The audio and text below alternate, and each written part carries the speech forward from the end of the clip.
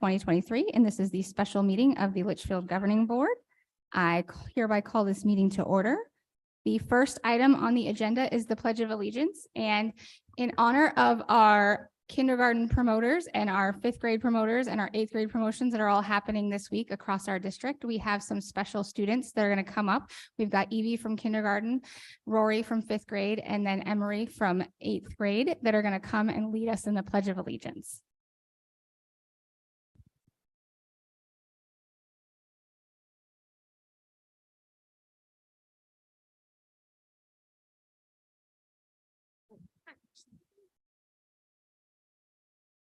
I pledge allegiance to the flag of the United States of America and to the republic for which it stands, one nation, under God, indivisible, with liberty and justice for all. Thank you, guys.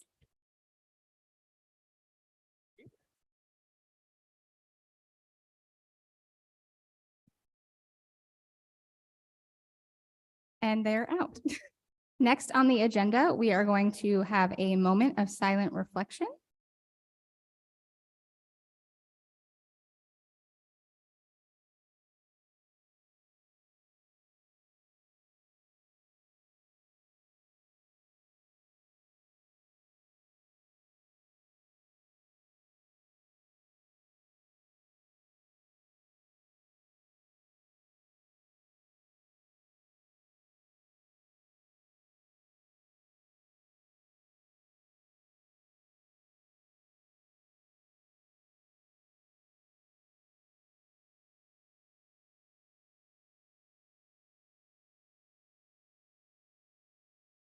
Next on the agenda, we are going to have community opportunity for comment.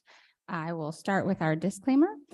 Pursuant to ARS 38-431.01H, this agenda item provides an open call to the public, allowing individuals to address the governing board on any issue within the jurisdiction of the board.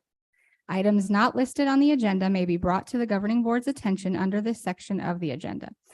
Due to the Arizona open meeting law, the governing board cannot discuss or take any action on items not listed on the agenda. Therefore, pursuant to ARS 38-431.01H, response to public comment about matters not appearing on the agenda will be limited to individual board members who may ask staff to study the matter, respond to any criticism, or ask that the matter be put on a future agenda for further consideration and decision at a later date. Please limit your comments to no more than 3 minutes, and no more than 30 minutes will be devoted to the public comment portion of the agenda. When you approach the podium, please state your name for the record.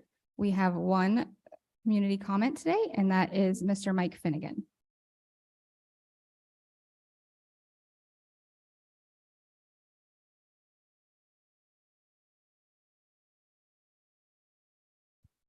Hello. Hello, everyone. My name is Mike Finnegan. I would like to begin tonight by saying it was very encouraging to see the excellent improvements made to the school district's organization chart. It would also be very beneficial to include the 16 school campuses to the organization chart, transparently showing the principal, assistant principal in some cases, if there is one, the number of teachers at that campus, and the number of instructional assistants at that campus for a clearer picture for the outside community. Not necessarily by name, but by position and the numbers in those positions. Tonight, I'd like to speak on the site councils that's on the agenda tonight. Are they worth it? What's their return on investment to time, staff? Last night, I was reviewing the 16 site council meetings up past midnight, trying to get ready for tonight. Each council is supposed to have one principal, 3 parents, 3 community members, 3 certified teachers, and 1 teacher. The common theme is talking about undesignated tax credit donations. Out of the 16 school campuses, 7 campuses held 2 meetings this year. 4 campuses had no meetings posted: Verado Elementary, L. Thomas Heck, Baleen, Soto, and White Tanks.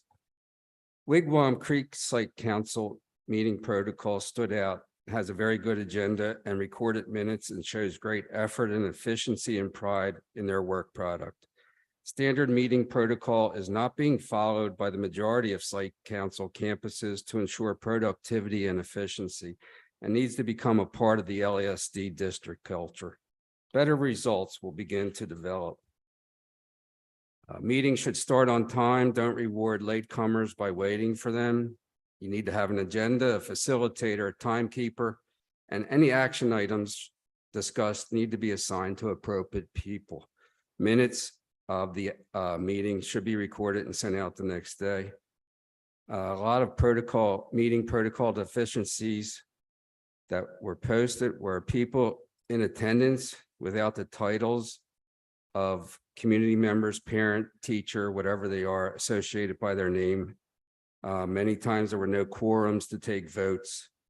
There were no real minutes taken, no action items assigned individual. The principal seems to research and handle everything. Palm Valley meeting agenda minutes were not posted publicly. You need to request access. Similar to more effective meeting protocol is SMART goal setting. SMART goals are specific, measurable, attainable, relevant, and timely in order to prevent goals that are fluff. These three, and also a glossary of district acronyms for new staff hires and interested parents and civilians like myself need to be created. Mr. Finnegan, your time is up. Okay, thank you. Thank you.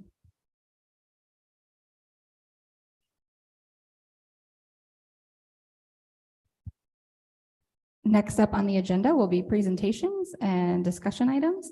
Our first item will be school site council presentation. This will be done by Superintendent Gunning, Principal Jenke, and Principal Garrett, from Western Sky.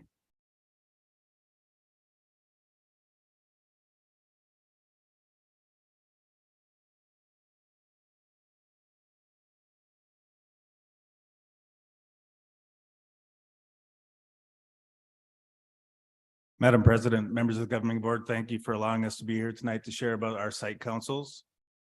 I'm here representing our elementary school colleagues, and Ms. Garrett is here representing our middle school colleagues.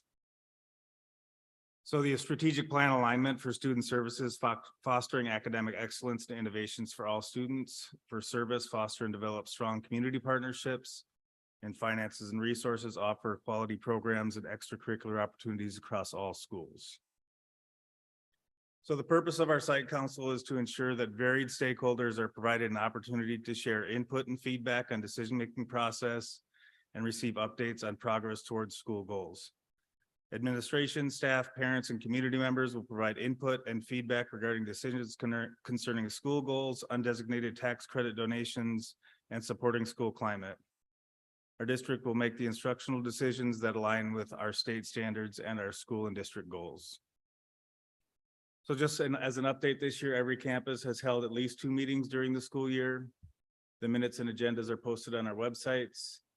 And the membership shall consist of 3 parents, 3 certified teachers, 1 classified employee, 2 community members, and the principal. Now, at all of our meetings, we certainly don't have all members in attendance. Just like everywhere in the world, sometimes parents, teachers, community members, they get busy and they can't make it, but that is our goal, is to have those people there every time.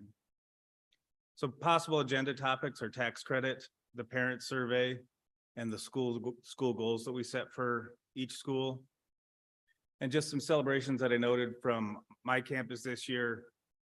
We do have on my site council a resident who lives in Victory. We have a local pastor who's on the site council, as well as 3 parents that have some community connections. So we've been able to form some community partnerships that we haven't had in the past to support some of our special area teachers and the school in general. Input and ideas when data is presented for parent and student satisfaction data. And then this year we were able to get approved tuition tax credit funds to pay for student clubs. On my campus, Game Club, which is a board game club. It's not electronic board games, it's a board game club. And then we had students who led our announcements this year. So we had a teacher that every week had a group of students that would record our daily announcements for us. And at this time, we will take any questions. Ms. Clymer, did you have any questions? No, well, one question actually. Do you plan to switch your councils every year, or do they serve for 2 years, or how does that work? Or just you take what you can get probably? So each school can set that up in their bylaws. For us, we initially started with year terms and then we realized that we were going to roll over people at about the Yeah. same time. So our parent members are on there for 2 years. And then our staff is on there for 1 year, and then they can continue if they'd like to. Great, thank you. Ours is similar with what Luke said. We are continuing with the 1 year for staff and certified as well, or excuse me, classified, certified, and then for our parents with only having a 3-year with only having a 3-year window. Sometimes our families phase out a little bit faster. Yeah. We send out that interest form that goes out at the end of, prior to the end of this year. And then we have a final meeting where they transition out and transition in and get set up for the next year. Okay, great, thank you. Mr. Honak. Thank you. Do you think that the parent participation is what you would like or would be optimal? And if not, is there, any ideas on how to have more parental participation?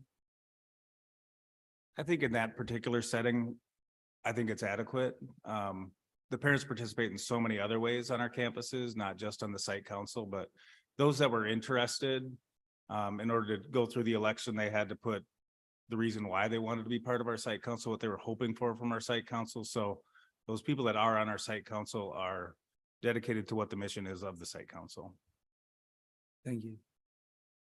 Mr. Owens. I have no questions. Thank you. Ms. Moran.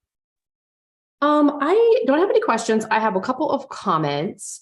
My first comment is I'm glad to see that this is a recurring item on our agenda. I know that we had asked for an update last year because some of our site councils were not meeting consistently due to COVID, which was completely understandable. But as a board, we had requested that we ensure that we are in compliance with the requirement for site councils. So also to address Mr. Finnegan's comments,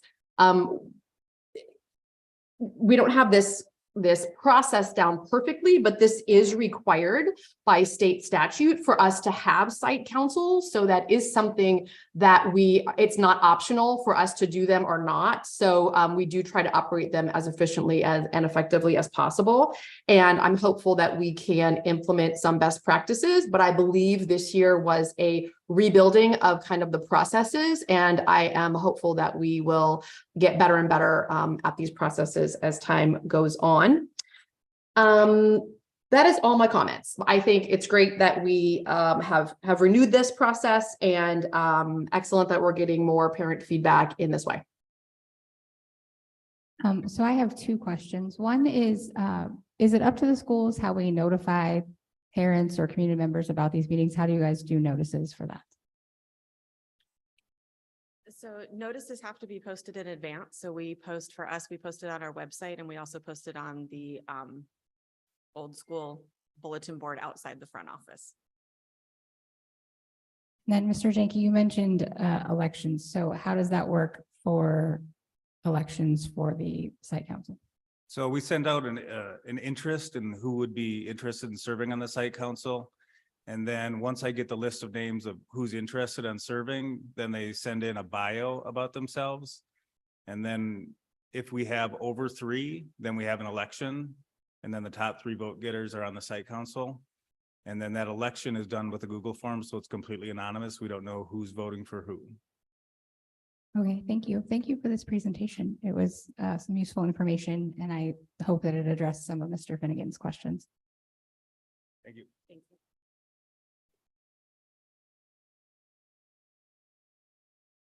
you. The next item on the agenda is the Litchfield Elementary School District E-rate update and notification of internet safety policy. This is going to be by Mr. Cruz.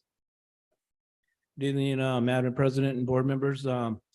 The presentation is basically the memo you got is to let you guys know that we are SEPA compliant through using a firewall and actually our web filter, as well as policies that we have against cyberbullying and stuff like that, and reporting procedures that we do have in place. You got my memo. If you guys have any questions on how we keep compliance, please let me know.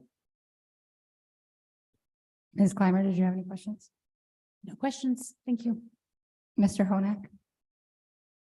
Do you customize the firewall or is it a standardized? No, it's hugely customized. So depending on vendors that we have coming in and stuff like that, we have a ton of policies and stuff like that. And so that's sort of a format that other people use that's agreed upon that Yeah, conforms so- with the CPO. The firewall doesn't really keep us it protects us from people coming in. The web filter is what protects the kids.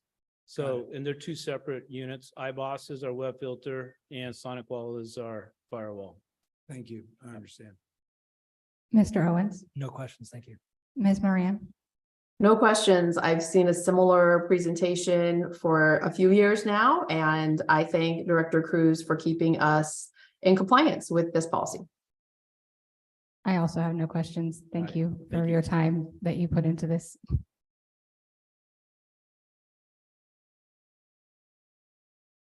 Okay, next up on the agenda is the Educational Technology Integration Plan, the district-wide one-to-one learning environment initiative update, and this will be presented by Ms. Combs. Governing Board President and members, it is my absolute pleasure to present an update of our first year as a one-to-one learning environment in our district. So as you remember, this first part is going to be kind of a review of what we talked about last year about why we wanted to do this. And it does meet our strategic plan in the area of student success and finances and resources. These were our initiative goals that over time, these are our absolute outcomes that we would want to see. I'm not going to read through them for you.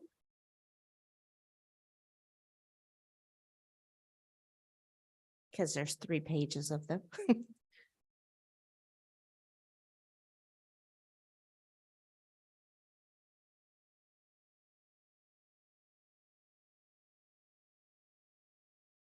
And just as a reminder, we are not a take-home district, meaning all of our devices do stay on the campus, at least for these first few years. We will reevaluate that each year. So for the updates for tonight, I'll be talking about our year 1 implementation goals and our results, training and support that we provided, and tools that we provided to staff. In Director Cruz's department, we'll talk about the devices that we deployed and infrastructure, and also what our year 2 goals are. So on the left, you can see what we proposed for device distribution and what was actually implemented. And I'm so excited to say that other than kindergarten, we were right on track with everything that we were rolling out. We are going to continue with kindergarten receiving their devices in January, but that will be a site decision. They will have the computers, so if they choose to roll them out, sometimes our kinders are still learning how to be kindergartners until about January. These were the 4 goals that we selected for this year. Number 1 was really to integrate and utilize the technology features of our curriculum that were adopted. The second is from that SAMR model, which is a technology integration model, and moving into a level 2, meaning instead of just substituting our computers for what we could normally do paper and pencil, we add some augmentation to it as well that you couldn't do without computers. Number 3 was to increase the active use of technology versus consumption of use of technology, meaning I'm using it to create versus just watching YouTube. And number 4 was from our Arizona Educational Technology Standards, number 2, which is Digital Citizen. We collected data throughout the school year by myself and my instructional coach, along with our site leads. And I'll show you those results now. So we were in 101 classrooms throughout the year between all of us, and we had representation from almost all of our schools. In our grade representation, the most use was found in 4th and 5th grade. I'm sorry, the most site visits were in 4th and 5th, and the least were in preschool and kindergarten. And a lot of that has to do with the fact that of the way that we rolled out our devices as well. We were able to be in classrooms 42% of the time with ELA reading and writing, 29% of the time with math, and 29% other subjects being taught. So when we look at that first goal of teachers utilizing technology with their adopted curriculum, I should preface this. We went in at random times, and we did not expect teachers to always be using technology. Next year, we are going to revise the way we collect that data and have teachers kind of sign up so that we have a really true representation of everything that we're seeing as well. But 30% of the time that we visited the classroom, it wasn't during ELA or math. And that's really specifically what we were looking at, because those are our adopted curriculums that we were looking at. 39% of the time during that ELA and math, the teacher was using technology with their adopted curriculum. And 10% of the teachers were not using technology during that ELA or math.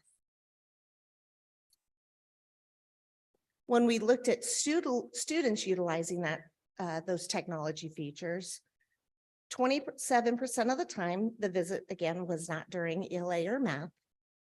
32% of that time during that ELA or math, the student was using technology with the adopted curriculum. We saw the most use in StudySync and iReady, which is our 6A ELA and obviously our newly adopted math K-8. 34% of the time, the students were not using technology during that ELA or math. And again, those numbers are really good because we don't expect them to be using technology every single day, all day long. It always comes back to, is it the appropriate use and time? And it's a tool. It is not a replacement for good teaching. When we look at number 2, our goal 2, which was redesigning those tasks to be, instead of that direct substitution, we're adding some augmentation features. And during that 60% of the time that technology was observed, of that 60%, it was about half and half. We saw half substitution and half augmentation tasks. Goal 3 is that active versus passive student use. 66% of the time, students were observed using technology. Of that percentage, 47% of the time, it was active use. That is outstanding. Okay, can I ask a question, or can I interrupt here for a second? Sure, of course. Okay, so can we go back to goal 1? So before we get through the entire presentation and we try to go back and revisit, I just would like some clarity on, I see that you have data here, but I'm not seeing if this data, it has done what we wanted it to do. What was that? We're saying these are our goals, but our goals weren't specific. So I'm having a hard time tying the data to success or not success, because we didn't outline what success looks like, or I'm not seeing that. So can you fill me in on that? So if you remember, when I presented last time, we said that we did expect the use of technology that first year to be fairly low. And so when we think of the implementation over this year, it's definitely higher than we would have anticipated. We're rolling out devices in a rolling manner. So we didn't start with everyone having a device. We had a new math curriculum that teachers were learning. And we also had a lot of training that had to happen for teachers and students to be able to use the technology. So when you think of it in that context, we did not set we would expect to see this much. We did believe it was going to be pretty low because we had so many variables that we had to include. Okay, so let's take this graph that we're looking at right here. So goal 1, student use with adopted curriculum. So I see in this 33.7, it says students are not using technology with ELA math. I see 26.7 subject observed was not ELA or math. 16.8% they were using iReady. So that's our math. So did we expect that number would be 5%, 10%, 20%? I mean, are you saying we didn't have an expectation? So this is really our base for the future? Or again, I'm just having a hard time understanding what this data is really telling me. Right, because we had no baseline. We didn't really know even before what the integration looked like. This is really our baseline. Okay, so we did not set a specific goal. Exactly. Okay. So anything that we said here that's more than 0, we're going to say basically a success because this was our first year of rollout. Right, and I have some other slides that show some other accomplishments as well that I think will demonstrate some of that for you as well. Okay, no, I am not by any means insinuating that this has not been successful. I have witnessed this with my own eyes in classrooms, and I've talked to teachers and students. I just want, as a board member, to have data that I can look at where we expect it to be and where we are and where we want to get to. So I would like to see more specificity going forward now that we have a baseline with what that would look like. But this is a great starting point. I'm not trying to take anything away from, I think, the success of this first year of this program that's going to be in place for a long time and help our students long term. Of course, I absolutely understand what you're saying and totally agree. Okay, sorry to interrupt. Please continue. Thanks. Yeah, no worries. So I think I went through this one. Digital citizenship. This one is really difficult to see in real time sometimes. So the data is pretty skewed because sometimes you just don't see it. Even if it's there, you might not see it. Like when they're managing their security, we would only see that if we're seeing them log in and how they're logging in. So it's really kind of hit or miss. So we're going to, in the future for next year, we're really going to tackle this in a different way with some very specific things that we know that we need to address. Any other questions about the data from the 4 goals that we selected before I move on? Mrs. Clymer. I just have one question. I'm not even sure that it's totally relevant here, but because it's on the slide, I thought that I might ask, and then maybe someone else can answer if it's not a technology thing. On my presentation, it's slide 15. It's the very first goal 1, teacher use with adopted curriculum. The second to last sort of colored bullet point on the right says teacher is not using adopted ELA or math. I'm assuming that says curriculum. Right. So what does that mean? And why would our teachers not be using our adopted curriculum? So sometimes they may be using an approved supplement, but we weren't looking for those things. We were just looking at our adopted curriculum. Okay, so give me an example of what that means. So if you walked in and they were teaching math, but they weren't using iReady, they were using something else? Is that what you mean? Maybe they were using MobiMax as a supplement, which is an approved thing. So Okay. something other than what we've said is our adopted. Okay, But we did not take into account supplemental. We were looking. just for the main components of And we were the, there like my ed tech coaches were only there, or the site leads might be only in there from 5 to 10 minutes. sure, So they're little snapshots. I totally understand. I just want to make sure I understood what that meant. So it's just, they were doing math or English or whatever. They just weren't using that specific curriculum that you were looking for, so that you just counted them in a different category. Exactly. Understood. Thank you. Mr. Honak. Thank you for the presentation. Is it safe to assume, like on G1, the pie chart, that iReady was a little higher represented? Was that it lends itself more to online as Right. opposed to Study Sync, which didn't? Is that? Study Sync absolutely lends itself to a high degree of use of technology. It also could be the grade representation. You know, we may have been in more elementary classes than in more middle school ELA. Then why is it a lower percentage than iReady? Because we just didn't observe it. Okay. so Yeah.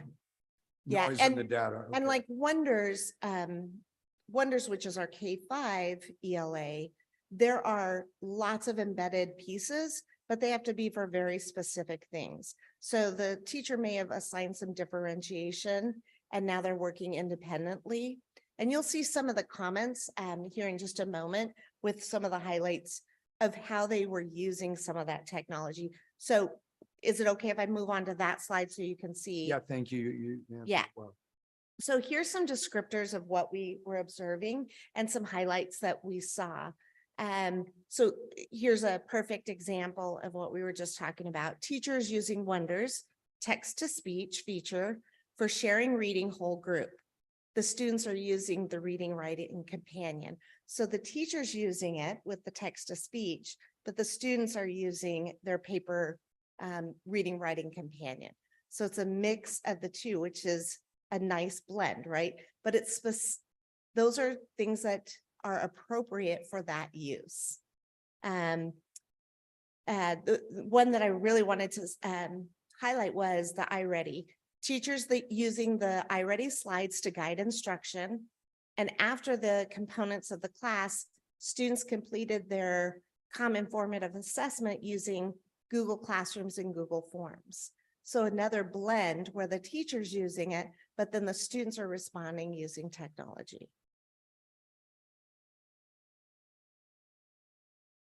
All right, so training and support that we provided. So at the beginning of the year, all teachers received this one-to-one learning environment group of training, and we sent it out self-paced and on demand.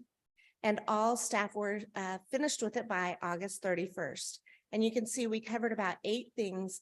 These were very basic, get to know the technology and get on in there using some of the things that we provided for them.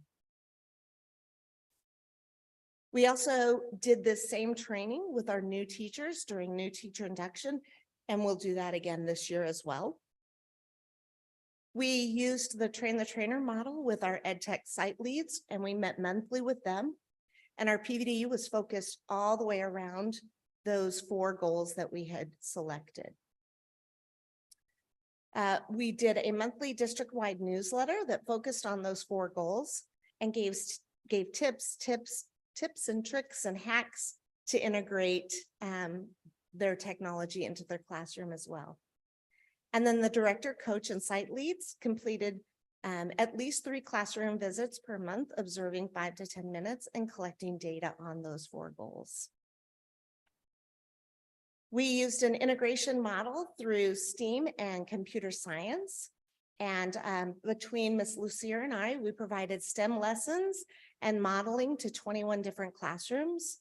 We provided literacy and robotics and computer science lessons and modeled to 66 classrooms.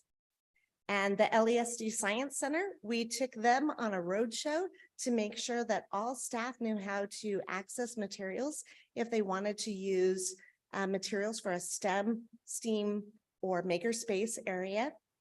And we provided an authentic digital learning experience through Skype a Scientist. During Earth Day, we had a scientist from the University of San Diego Skype in, and 13 classrooms got to ask questions and interact with the scientist.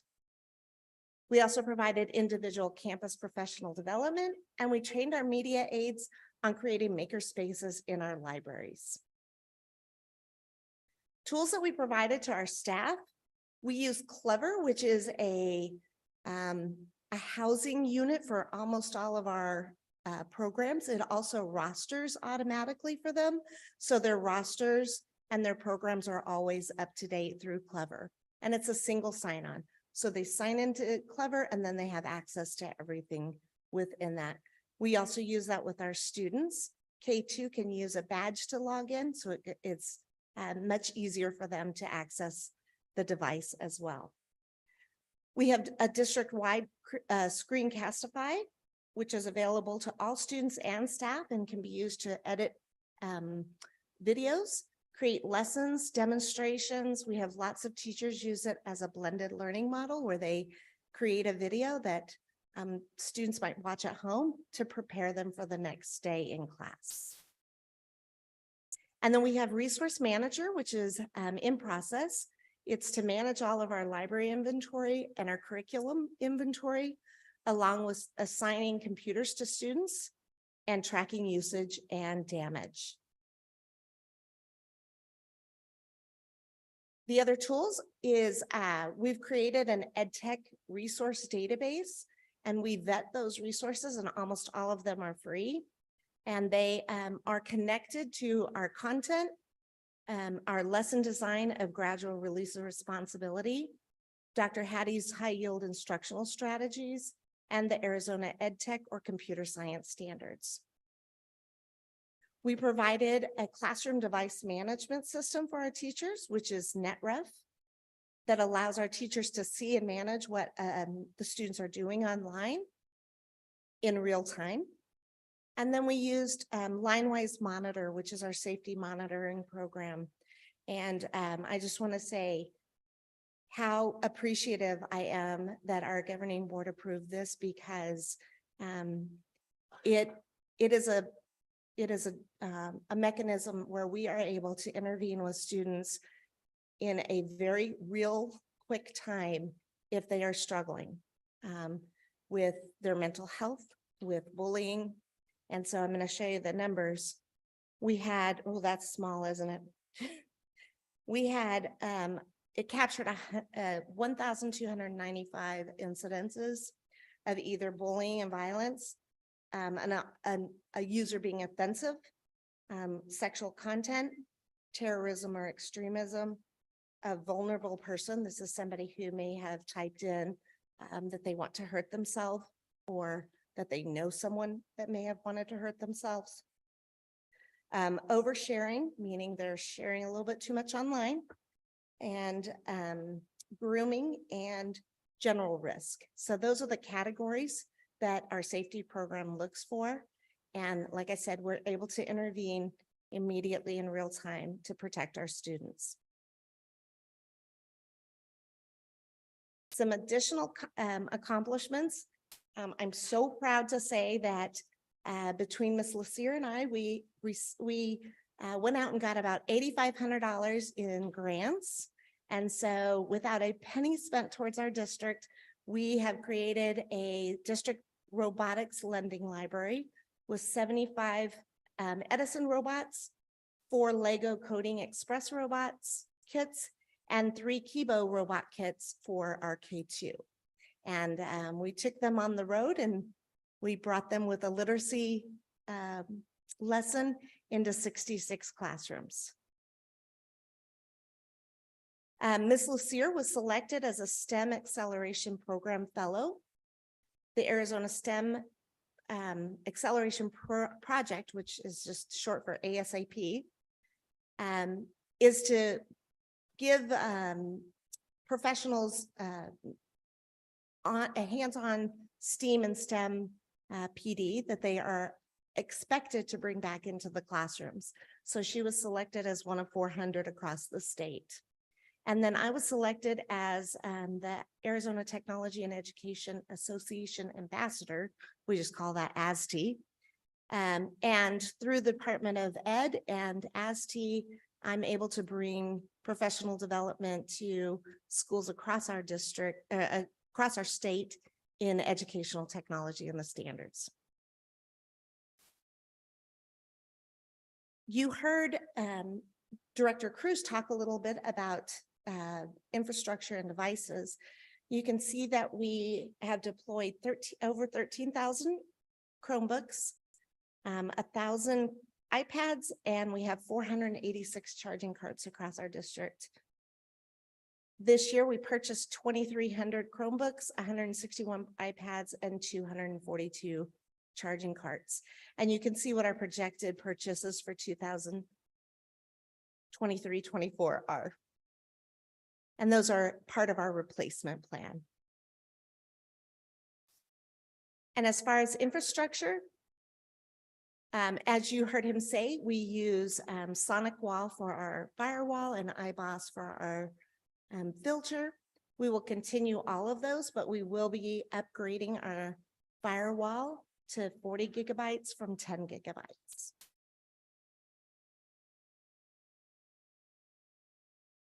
And last but not least, and Ms. Moran, I am going to revise these based off of your feedback to also include those measurements as well.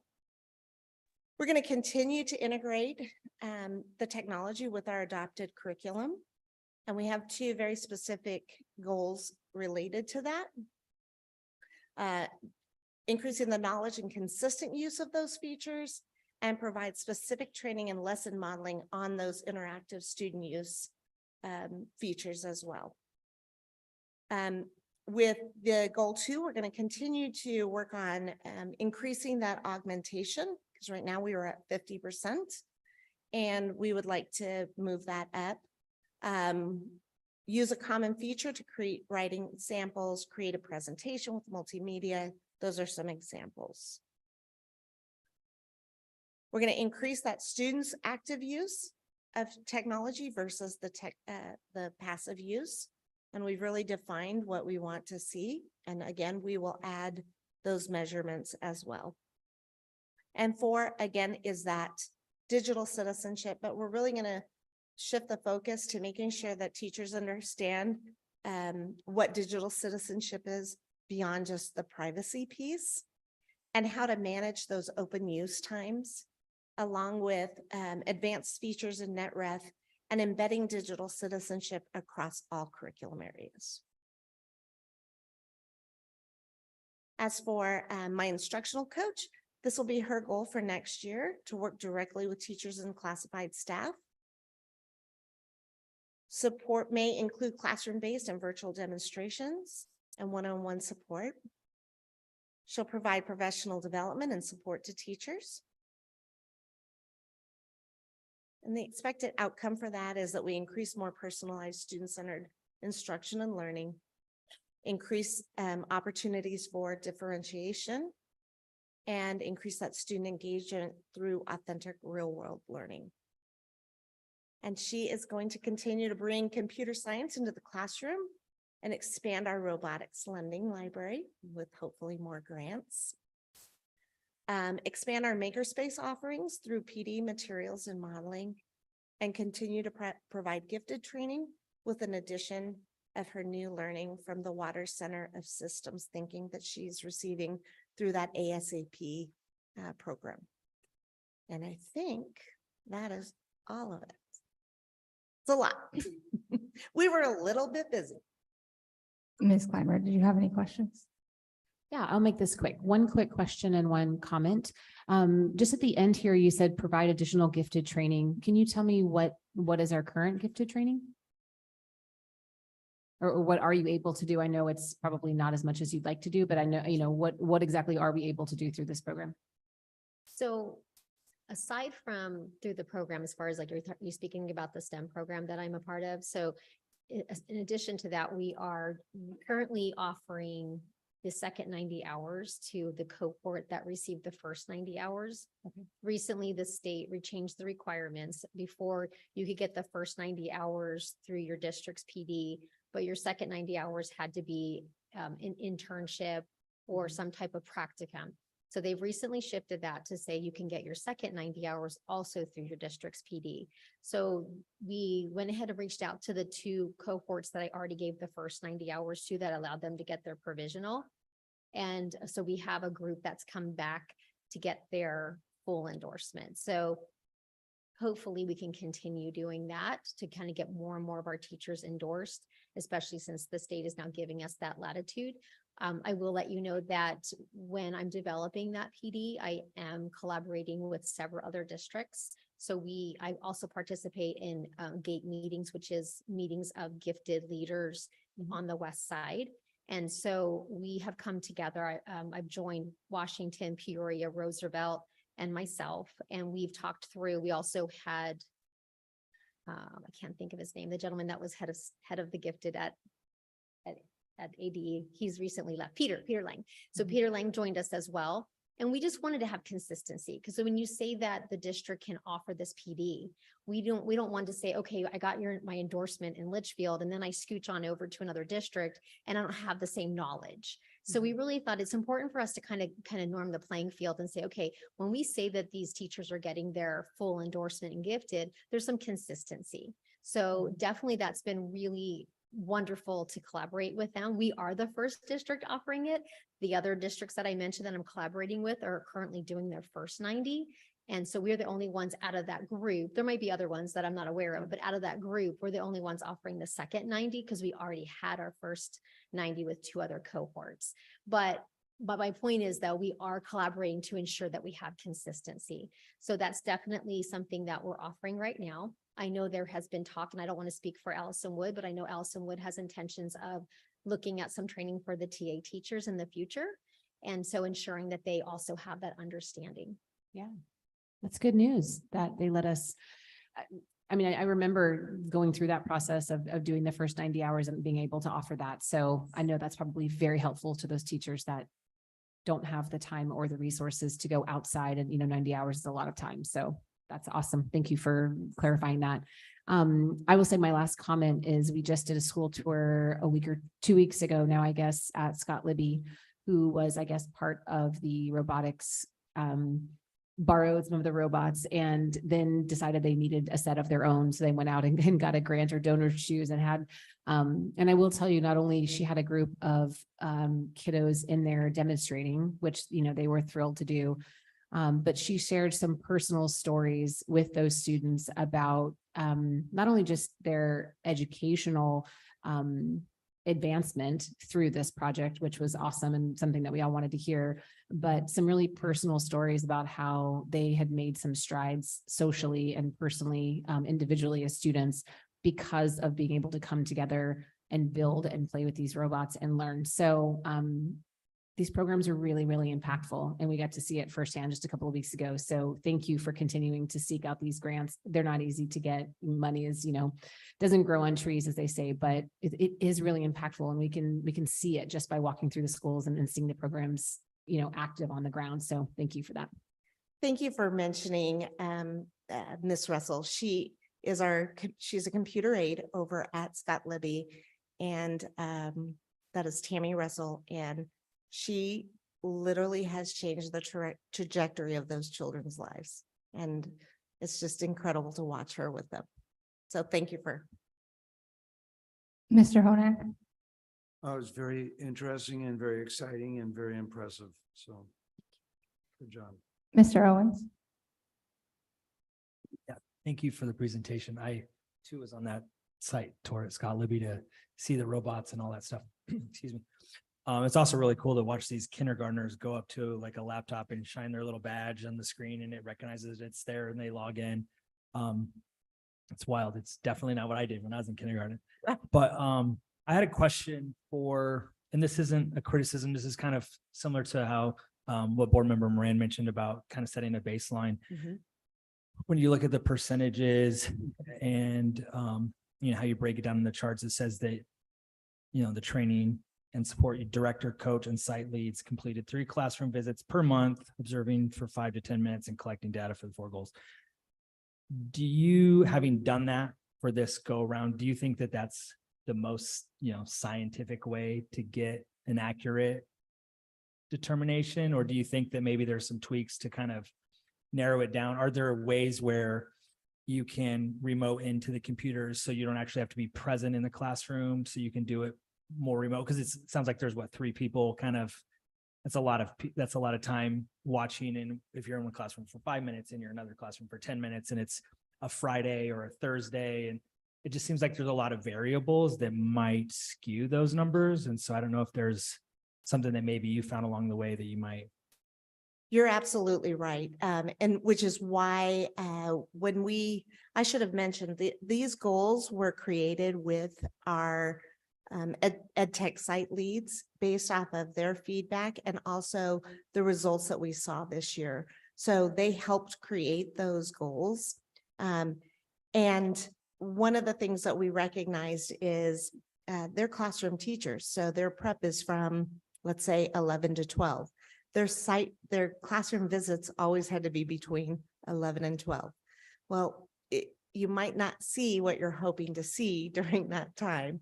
So we have some things in place for next year that are going to help us really narrow down and target the outcomes that we're looking at, and creating more opportunities for those site leads to be in the classrooms a little bit longer and on a more if we're looking for ELA and math, they'll know when that teacher's ELA is. They can go in during that time. So we know for sure that they're going to see what we're hoping to see at that time. Does that make sense? Yeah, it does. And I'm not saying we need to try to, skew or tailor. It's just you want an accurate kind of reflection. Absolutely. Yeah. Absolutely. Thank you, though, very much for the information Thank you. and all you do. Ms. Moran? Yes, I have a couple of questions, but let me first tag on to what Board Member Owens just said. So can we also utilize some, more automated data like login data, our number of, assessments taken on iReady or those types of things to give us this information rather than relying on human observation? Right. So login data is definitely something we track. We do have the usage data of our programs, but it's beyond just logging in and going to the program. Is it integrated in an effective way? And so that's why we're looking at these goals versus just usage. And our usage, especially for iReady and StudySync, is very high. I can give you all of those. I can give you that data as well. I could have added it in here for you. But it's just usage. We want to know how it's being used. Is it, with iReady, it could just be that they're going on their MyPath, which is their personalized learning, which is digital learning. Yeah. But it's not being implemented to have them create and produce, presentations and interact with the technology that way. And those are some things that we really want to see increased other than just the usage. Okay, good point. That I understand now how you're using both of those sides of that. On a similar note, as a board, we don't need to see the usage data by school or by classroom or anything like that. But is someone either at the district or part of the school administration looking at that data to ensure that all of the classrooms are at least meeting the minimum expectation and that all of our classrooms are actually utilizing this technology? We absolutely do. In fact, we, as part of Superintendent Gunning's goals, we provide that information to her as well that I know she's shared with you. But as a curriculum team, we do look at that. And then we are able to assist schools that might need an additional support to utilize some of those things.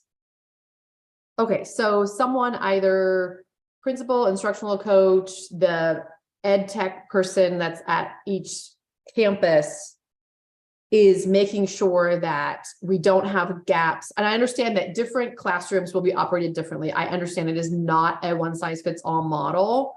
But my question really goes down to, I guess, do we have minimum expectations for technology usage? And are we able to monitor that those minimum expectations in every classroom are being met? If you're talking about with our adopted curriculum, it's hard to say what those minimums would be, because remember with both Wonders and Study Sync and iReady, we have technology pieces, but they also have all of that in paper pencil version as well. So it's not just a matter of using the technology with it, it's, are they using the adopted curriculum well? Well with either paper pencil or well with technology. It's about the instruction that's happening. Okay. And so those are conversations. The nice thing is that our curriculum team, we work always together. So we're not in silos. You know, Director Benjamin really brings all of us together, and we talk about the different pieces that each one of us has in helping the overall piece of that curriculum. Okay. And what I'm really getting at there is consistency. So my next question really has to do with that as well. So how does our STEM or STEAM classrooms, meaning like the specials, or I think they would be classified as specials, how do those roll up? So I've been to various campuses and I've seen a spectrum in those classrooms, specifically around the district. So how can we better create consistency with the curriculum and tools and the instruction that's being offered and what we are calling STEM and STEAM? So at our K-5s, STEM and STEAM might be integrated into the classrooms. But as far as specials, we have a computer aid special. There isn't a specific curriculum that has been designed for our K-5. There are bits and pieces that I train all of them on how to use it. But that is actually my summer work, is I will be hard at work writing K-5 computer aid curriculum.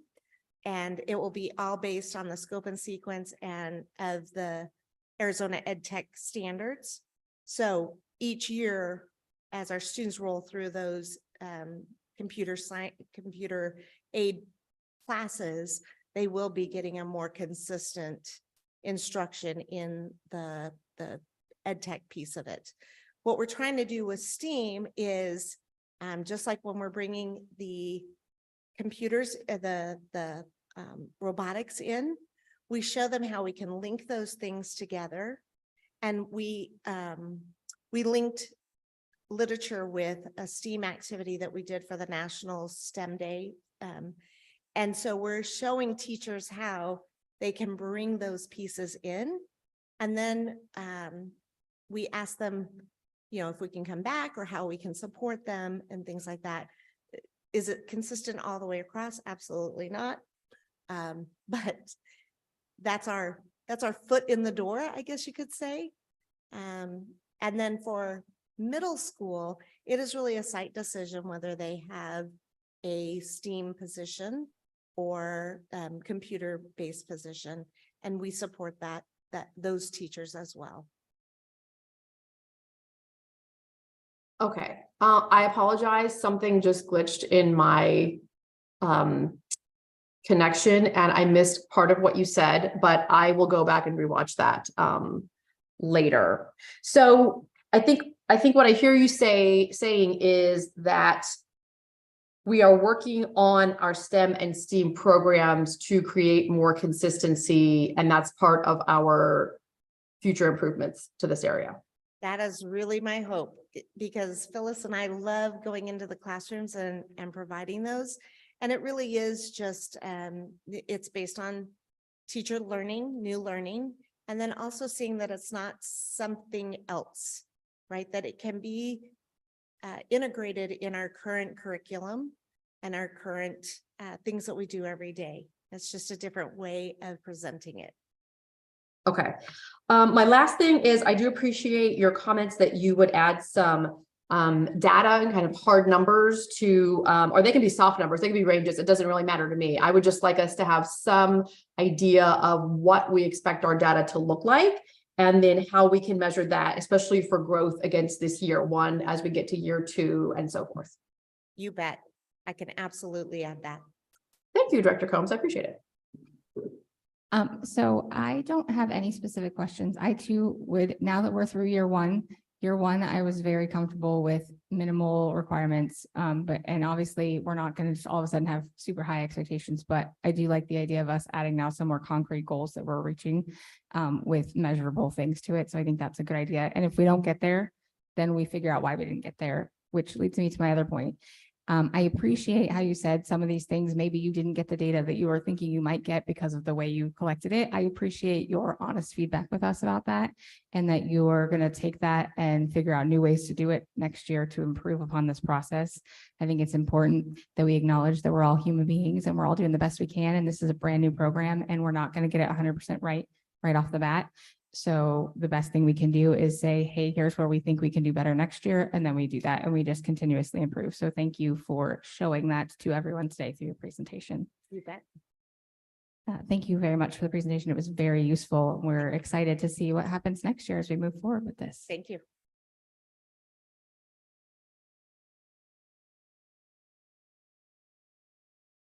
We are going to move on to the next item on the agenda, which is the superintendent goals update, which is the parent and caregiver survey results and student engagement survey results. This will be presented by Superintendent Gunning. Madam President, members of the governing board, I am excited to present my last set of survey data for my timeframe at Litchfield. As you know, this completely aligns to our strategic plan in many ways for us to be able to determine if we're meeting our goals from a service perspective as well as our students. It's all looped into a continuous improvement plan of obtaining the information, rolling it out to staff members, students, and families, setting goals, and then analyzing if we've met those goals the following year. We included what the parent content, what they were scoring us on, and we had 986 responses this year. Our overall district mean was a 4.05, so improvement from last year. And anything above a 4 is considered outstanding. This is the tool in which the principals utilize to set their goals based on their score of each of their campuses. The highest scoring items were my family is treated with respect at the school. The school is clean and well maintained. So kudos to our custodial staff. And my child's learning is a high priority for or at the school. So those were pretty high scores and a high percentage in the top box. The lowest scoring items, so you always look at the top scoring items and the lowest scoring items, top scoring items, review what do you want to keep continuing to do well of what makes those scores so high so that you don't drop something off. And then in the lowest scoring items, you want to map out exactly what would it look like if you were to score a 5 in those areas. So receiving positive emails and calls about my child from school, regular receive feedback from school on how my child is learning, and school rules, discipline are enforced consistently at the school. The student survey, these were the components within that. We had over 7,000 students participate in the survey, and the overall district mean was at 3.91, so up from last year. We have seen some fluctuation ever since the pandemic in this arena. Top scoring items is my principal is a good leader. I believe learning is important at my school, and I feel family is treated nicely or with respect at the school, which is interesting because that was a top scoring item from the parent survey as well. Lowest scoring items, students are nice and show respect to each other. I think my school is clean and I like going to my school each and every day. So then in those items, the principal would work with their groups to identify goals that they could work on for the following year. And now I'm more than happy to answer any questions. Ms. Clymer, did you have any questions? No questions. I just think it's interesting that when kids say they're upset that their school isn't clean, that self-reflection piece just hasn't caught up yet. But anyway, we'll get there, right? We'll get there. Right. They're not seeing the correlation of what's happening in the No, restrooms. they're not at all yet, but we all do. So it's good. But Mr. Honak? No question. Mr. Owens. Yeah, I'm sure their rooms are spotless too. Um.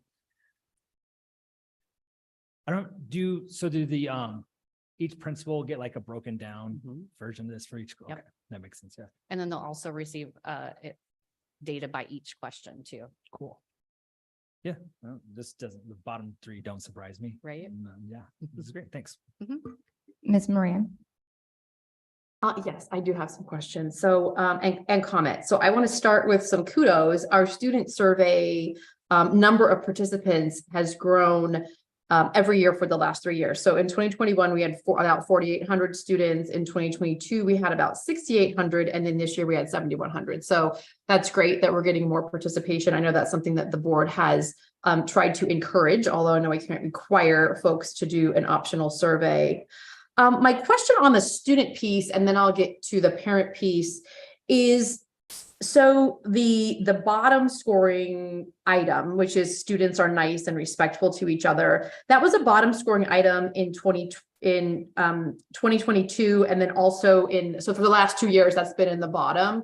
So what would an example be of like a campus goal specifically that would try to improve that measurement? So one of the things that I know at one of the campuses, they worked on, when they narrowed it down, that they found issues at recess. So they set a goal to have problem-solving strategies and little cohorts and meeting groups that they could do during their recess time to solve their problems. So that was one.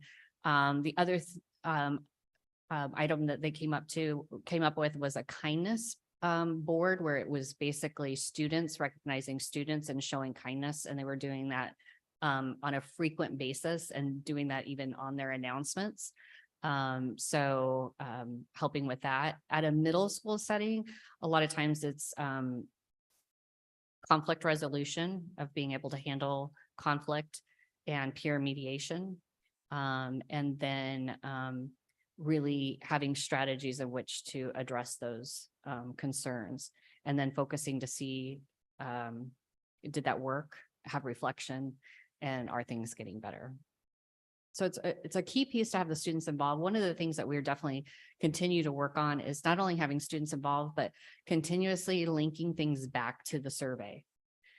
So that they know that this is a goal. Remember, boys and girls, we're working on this goal, and this is what we said, the strategies we were going to use to accomplish the goal, and constantly revisiting that. So it's not something that they've been working on and then it's time to take the survey again, but they don't remember that correlation or think of that correlation. Okay, so is this another area where, let's say we have a campus that, I know each principal, gets this information for their campus. Let's say we have a campus that just, it was low 1 year and the next year they knock it out of the park. That's not even in their own lowest scoring items. It is at the district level, but not for the school. Or do we have a mechanism to share those ideas and share what might be working well, specifically for these lowest scoring items? Yes, they discussed that in their principal leadership timeframe, as well as all of these components are on their scorecards. Their scorecards. So the scorecard, just like I have for a superintendent, Okay. that goes all the way down to the principal, and then they discuss that with their fellow leaders in their PLC groups. That's made up of their colleagues. Okay, so basically the principals or instructional coaches or whoever, I guess it would fall under the principals, they would get together and say they have exposure. So everyone can see what the other survey results were and how they may have improved or not improved. And they will get together and discuss those items to see how they can improve those. Correct. Okay. My other question, I have two other questions on the parent survey piece. So unfortunately, we had the opposite happen with the parent survey. In 2021, we had about 3,900 participants. Last year, we had about 1,700, and then this year we're less than 1,000. So what would you attribute that decrease in the parent survey to? We had excellent participation during COVID. Okay, so COVID, parents wanted to provide feedback, and now I think parents were at home. A lot of parents were at home and engaged. And so it was very easy and readily available to complete the survey at home. So we saw the trend as people started going back to work and getting back to their more typical lively actions that they had less time. And so I think it's just declined due to. Okay, so we didn't change anything in how it's communicated or how the emails are sent out or anything like that. No, not at all. Okay. My second question on the parent survey is, we seem to have changed the wording on the questions from being focused on the superintendent to being focused on school administration, which as a parent, when you say school administration, to me, I think of school as being campus, which to me means principal. So is there a reason that we changed those questions? We did not change those. That was something done by the organization's tutor. And remember, this is a nationwide survey they utilize for all of their clients throughout the United States. Okay, so I guess I'm wondering then how we get feedback from parents on our district administration if we've now shifted this tool to school administration. I think from Studer's philosophy, it's looking at administration as a whole and not two separate entities. Because a lot of times one directly connects to the other. So it was looking at it as one unified organization rather than having it basically be a school organization and a district organization. Okay, so we don't have any say on the wording of these questions or adding questions or taking questions away. This is Studer says, this is it, take it or leave it. Yes, they're the ones that create the survey that we use. Okay. And they Okay. don't, because they norm it too. So of course, this will be a new one. So they're norming it now. And then they'll be able to tell next year kind of where everybody falls in line. So remember, we were able to share, and I would share with you where we fell in line with hundreds of districts across the nation in our scoring. So if you change the survey, you would not be able to do that because they would not be correlated.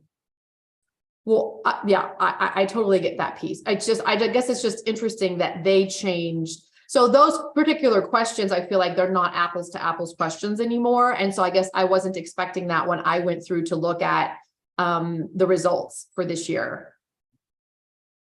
Which is my own, I just need to wrap my head around that, I guess, or we need to decide on a different tool to use to get, or an additional tool to use to get feedback from parents. But we will address that another time. I don't have any questions. Thank you for the information. I think Bryant, Sorry. board member Sorry. Owens.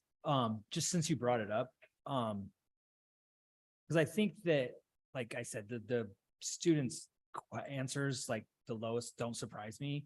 I think it's the bigger outlier would be like if one campus was obviously low, then that seems to be an issue at a campus. If one was higher, then yeah, they'd be best practices. Is there a way to get those norms, or see like where do we kind of fall as far as like on a national average, I guess? So typically, prior to this, them modifying the questions, we were in certain surveys, we were in the top 90%. So. The top 10%. Right. Yeah. Right, okay. Yeah, outscoring 90% of the other districts. So top 10%, yes. Sweet. Sorry. No, you're good. It's getting late. That's how I tell where I finished like Yeah. last rank too. Like, Thank you. Yeah, thank you for the information. We are going to move on to the next section of the agenda, which is action items. Our first is going to be the consent agenda. Does anyone have any questions or items they would like to remove? Ms. Clymer? No, I don't have any items I'd like to remove. Thank you. Mr. Honak?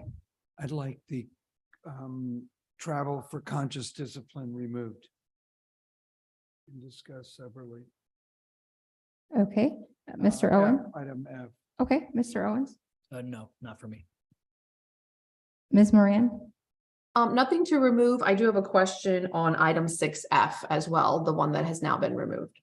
Okay, so then someone would like to make a motion to approve the consent agenda minus, I will make a motion to approve the consent agenda minus item 6F as presented. I'll second. Having a first and a second, I will call for the vote. Ms. Clymer? Yay. Mr. Honak? Yay. Mr. Owens? Yay. Ms. Moran? Yay. I'm also a yay. Motion passes. Okay, we will move on to item 6F, the approval of out-of-state travel requests for White Tanks Learning Center for our conscious discipline training. This is going to be discussed by Dr. Doozy and our principal from White Tanks. Madam President, Governing Board, nice to officially get to address you guys for the first time. I apologize for my less than formal nature today. It was Spirit Week, so this is what you guys get. I'm coming straight from the campus. Okay, so for the trip in general, I think the presentation is there in terms of the cost and the logistics for what we're going for. So then what I'm going to kind of talk through is kind of what my goal is for this, and then as well as some of the other mitigating factors in terms of cost as well. So in terms of what I'm going for, my thought process in stepping into my first year as principalship at White Tanks is the idea that if we're working to support behavior and social emotional needs with these students, I need specialized curriculum. And right now, conscious discipline is what the district offers in that way. So in that way, if my staff is to be supporting students at their best, just like with IEP goals, just like with their reading, writing, math, I want to ensure that I'm using the curriculum that's best out there to support that. And again, right now, conscious discipline is what's out there. And so I want to ensure that my staff have the best training in that to be able to implement that the best for our students. And so in that way, then what I started to do was think, okay, how can we get this? Because this year we didn't really have that. And so we were doing the best we could with what we had. And so in terms of training cost, I thought, okay, most obvious seems to be let's bring a trainer to the campus. The reality was that ended up being more expensive. I thought virtual training options as well, same thing, ends up being more expensive. I can get the exact figures if I need to for you guys. But the reality was actually going to a training, having myself, my coach, and my interventionist go, just ended up being more cost effective. If there are other specific questions, happy to answer. Mr. Honak, did you want to ask your questions? I'm not sure that I have exactly a question. We've kind of gone through conscious discipline. I've never seen any data that show that it worked. It's actually seemed to be detrimental, and it works in some cases, and in other cases it doesn't. It lacks accountability, which is a large part of effective discipline. And I'm not opposed. I'm just like $5,200 for, training and something like that.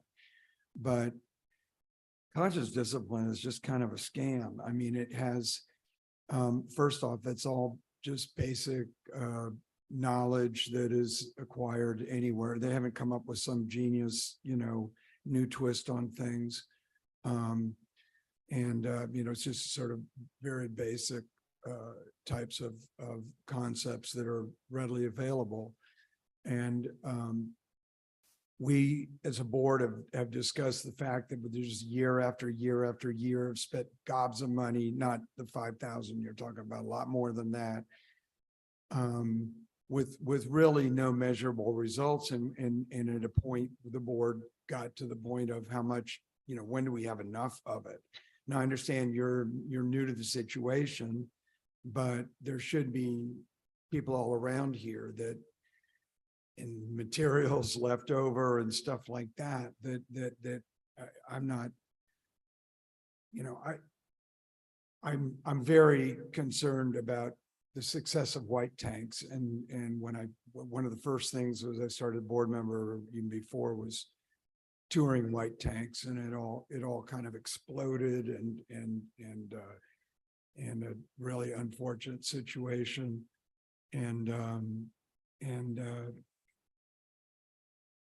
So I understand the challenge, particularly in today, of what your job is, and admire you for doing it. And I wish you the best. But I don't think the best to give right now is conscious discipline, simply because the school has invested $1 billion in it in the past.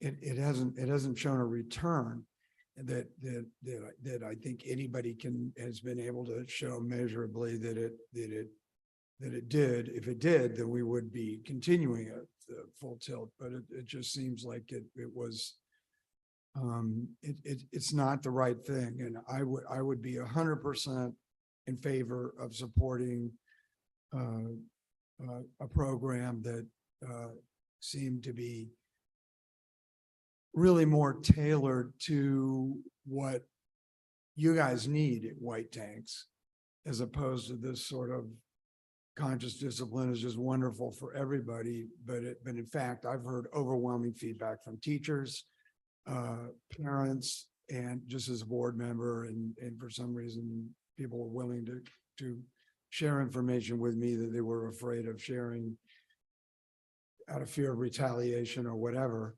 And it certainly isn't a one size fits all.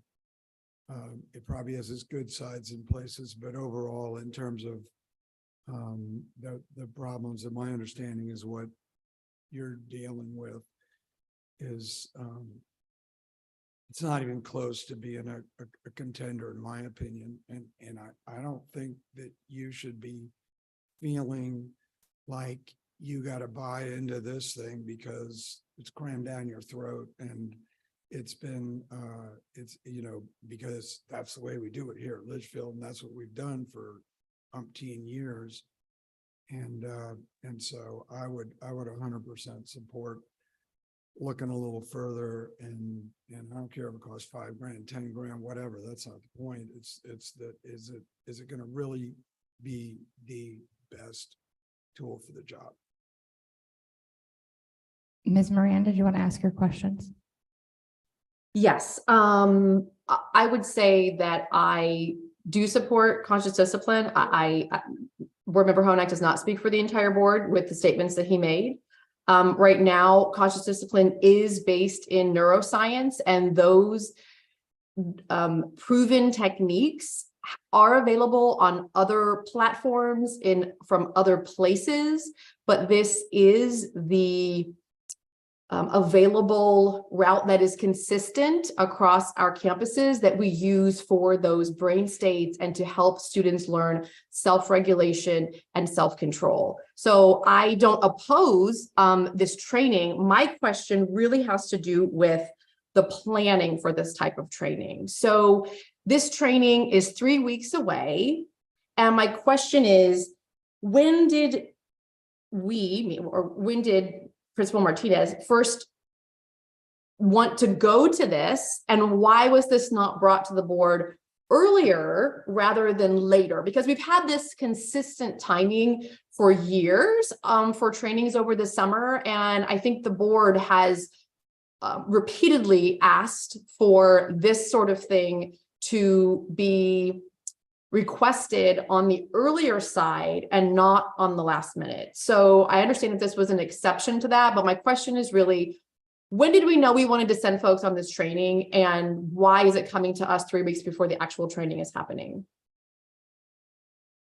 Thank you for that great question. So just a couple comments first to answer your question about the idea of sending staff to the conscious discipline training for White Tanks.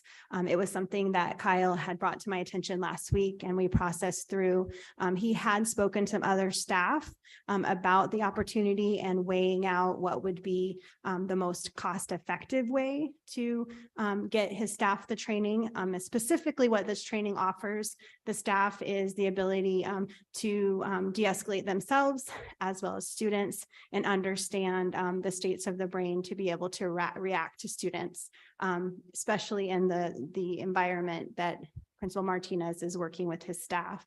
So as far as the timeline, all I can do is share with you what I know. And I said, definitely, this sounds like something that could be advantageous. Is it the solution to all problems? No, but it is additional training that the staff could benefit for given their current environment. And then in regards to Governing Board Honak, what you commented, right now, we're in the midst of doing the evaluation with Hanover. You guys graciously approved that RFP for Hanover Research. And so they have completed the survey component. We will have some outcomes the first week of June. So hopefully I'll be able to present some information in our upcoming board meeting. And then they're not done with their research. They're going to be doing classroom observations as well as structured interviews to really get a full assessment of exactly what you're talking about, is assessing the impact of conscious discipline at our schools as far as its effectiveness and how it adds the critical attribute of helping students with their behavior. So I think that, I don't know if that answered your question, Governing Board Moran, but that's the details I have to present to you now as far as the timeline. Yes, that answers my question. And I don't mind a last minute request if it really is a last minute. And I definitely support our dedicated folks at White Tanks Learning Center to get more support and more tools to put in their toolbox to be able to be successful. Thank you. I appreciate our principal here that has really put a focus on White Tanks and really has been innovative with really preparing his staff for next year in their brand new facility. So thank you. So if someone wants to make a motion, they can. Can I, I'm sorry, I thought we were going to go through Nope, comments. go ahead, Can still I questions, yeah, make a sorry. comment before we end? Thank you very much to both of you for your explanation. I do want to clarify one thing, and this is, I'm only speaking for myself. So if there's something out there that I'm not made aware of, then that can come to light here. But I've never been presented with any information or evidence that conscious discipline is detrimental to anyone, students, staff, parents, or otherwise. So I just want to clarify that as a board member, as a parent, family member, as a student, I've never been presented that information. So I do not believe it's detrimental to anyone. I do appreciate Dr. Doozy, you letting everybody know that the board has requested for a very long time an evaluation of this program, a full evaluation, because we have spent a lot of money. The staff has spent a lot of time, manpower, hours, et cetera, training and doing their very best to implement this throughout and to be consistent. So with all of that, I do think it's justified, as Board Member Honak said, to look at the money we've spent and decide whether it's fruitful or not. I think that's our job up here, to make sure that we're spending money wisely and spending taxpayer dollars. With that being said, this is, to Mr. Martinez's point, this is the curriculum that we have. It has been approved. It has been used. And if we want to have a conversation about changing what that looks like, I don't think this moment right now is the time to do it, but I think let's bring that up. Let's put that on a future agenda once we have the evaluation complete. It's hard to say we want to change something when we haven't seen the evaluation of what that looks like yet. So it'd be my recommendation that if the professionals right now at White Tanks are saying this training is going to help me do my job better, and I trust that you have done the research, you know what you're getting into and what this training is going to give you. And if right now this is the best that we can offer, then that's what we need to be doing, because you're going to be hopefully utilizing this come August. So this is going to be a very quick turnaround for your staff to sort of manipulate the information they receive and then sort of just turn it right back around and use it in August. So I'm in favor of giving you the tools and resources that you need to do your job. And if this is what you need to do your job, then I will accept that and move to approve this. I do think though that there is a point to be made that once the evaluation comes back, then we need to actually look at that evaluation with a clear mind and really understand how our money has been spent, how our time has been spent, and do we choose to do that moving forward? I don't think today is that time. We don't have that information yet to do that. So I move that we approve this as requested. I will second. Having a motion and a second, I will call for the vote. Ms. Clymer? Yay. Mr. Honak? I'm a nay based on I don't know where other board members are, but there's been information repeatedly before presented to the board of where people are rewarded for bad behavior with conscious discipline. They get a free pass out of the classroom, get to go sit outside and play with their phone or whatever. So that's information that's been around. But anyway, I'm a nay. Mr. Owens? Can I explain my vote, please? Yes. Yeah, to echo a lot of what Board Member Clymer mentioned. Right now, conscious discipline is the curriculum or the, what we use in LASD. I am very much looking forward to the data that shows its effectiveness. Right now, anything I've basically heard about conscious discipline has been anecdotal. So to me, that's gonna be very helpful.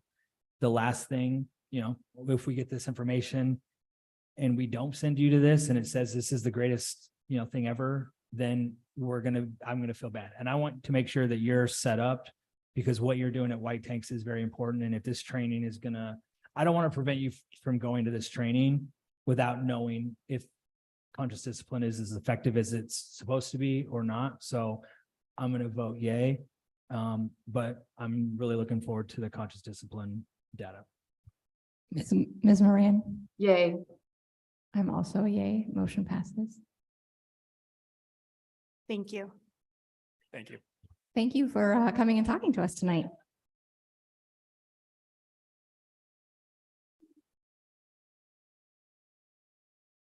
Okay, the next item on the agenda is the Arizona School Board Association political agenda for the 2024 legislative session. This is a continuation from our conversation last meeting. I will just let Ms. Clymer start with her things that she would like to pick.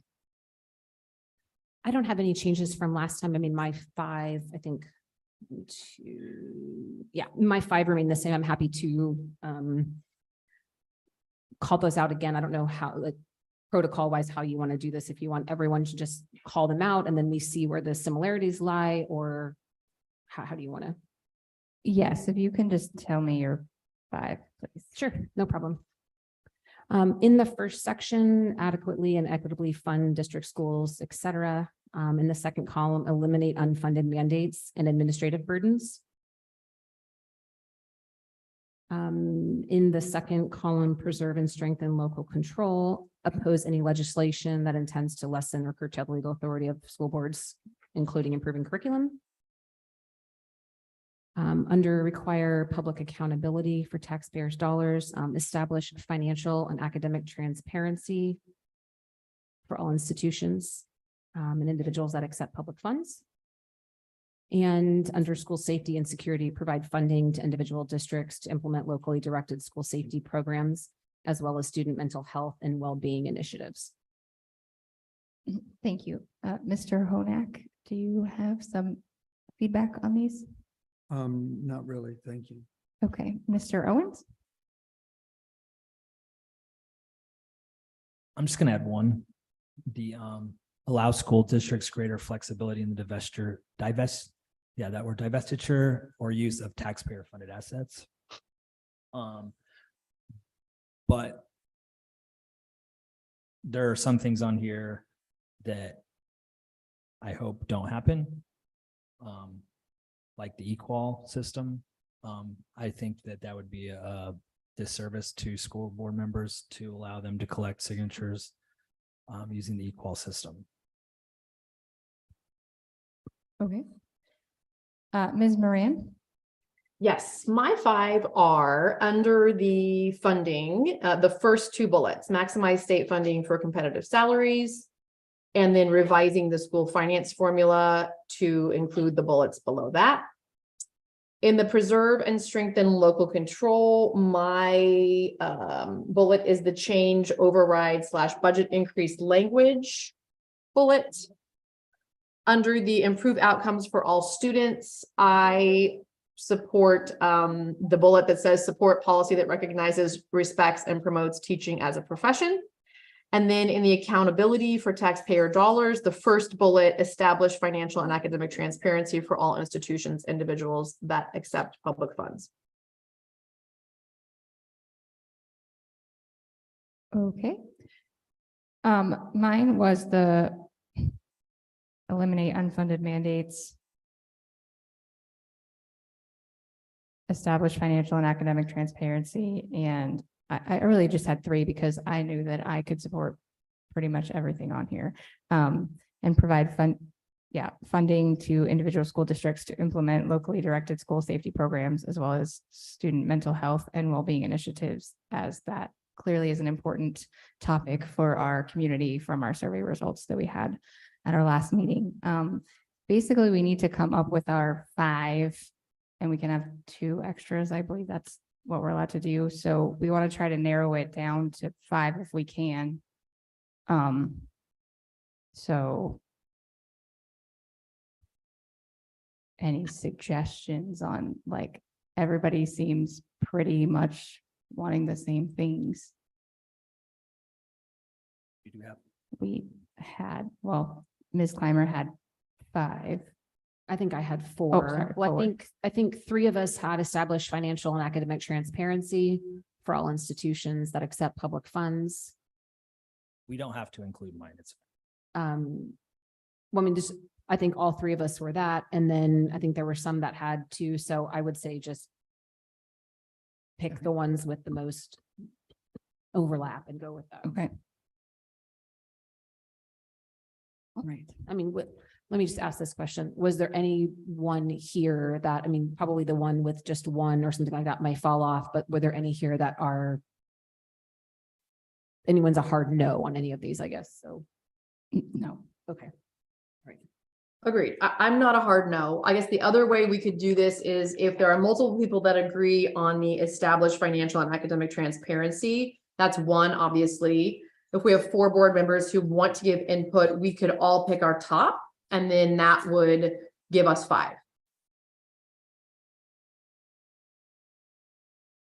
That works. So, okay, your top 1.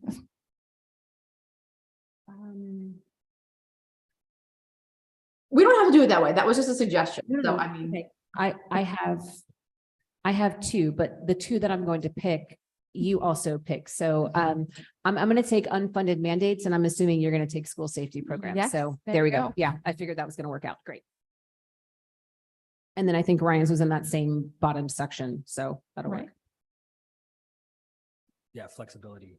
Okay, and then Ms. Moran. I'm gonna pick the first bullet because maximizing the funding for our teachers' salary and staff salaries is critical. So that's my number 1, other than the other one that we agreed on.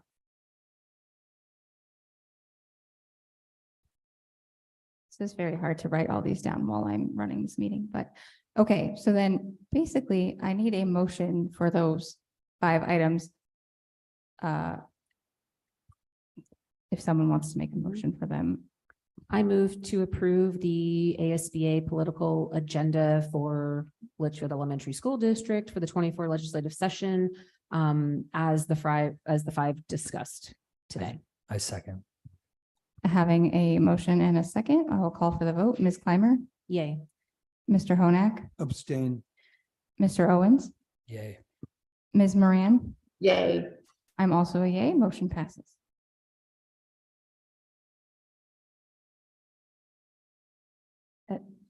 That's the last item on the agenda.